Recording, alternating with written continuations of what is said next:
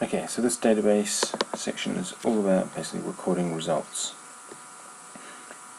into our database. So for things that are already existing. So the easiest way is we're just going to start by creating a form based on that set of information. So if I look at this by default, I'm just going to modify it so it's not quite as wide. So I'll shrink that in, just so we can easily see all the information. Need to be careful when doing the selection, so that I keep all the group information, don't compress too much.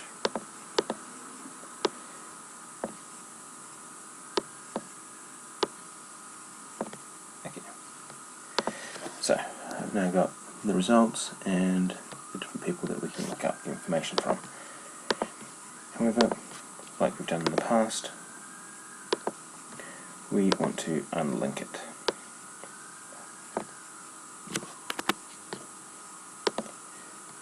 Because we don't want to automatically have this information displayed, so we're going to just start by unbounding everything.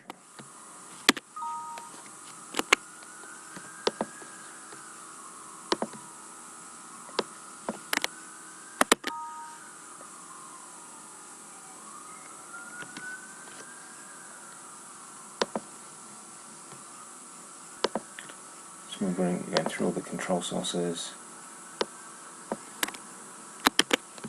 make sure all of these are unbound. That also goes for the lookup ones. Even though they've got nice little lists that we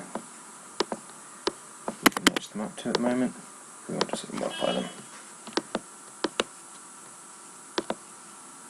Because we want to be able to choose our own options from all of these.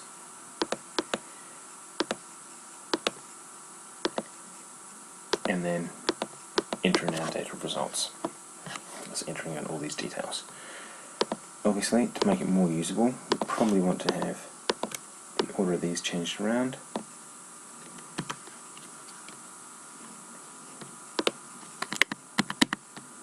By bringing up the students, exercises, and the monthly fitness tests, changing those orders.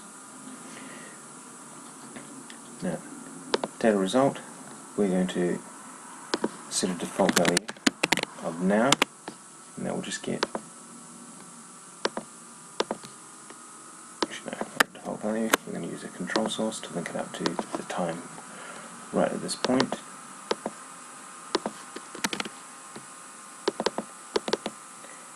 That will be the time it currently is, so when this data result is. Obviously you might not want to do that because you might want to manually enter in the dates, but that is up to you, people's preferences. Okay, now this exercise complete. You could have a tick box here, but we're actually going to get the computer to manually do this at a later point, so I'm just going to delete that. The exercise result, we don't need to enter in any information. We'll leave that one as is because it's when we choose our different selections, that's going to be the information we want to choose.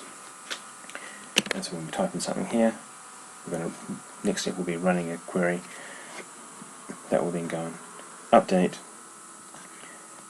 the monthly test result for each one of these for this person here. So that concludes basically how to customize the form.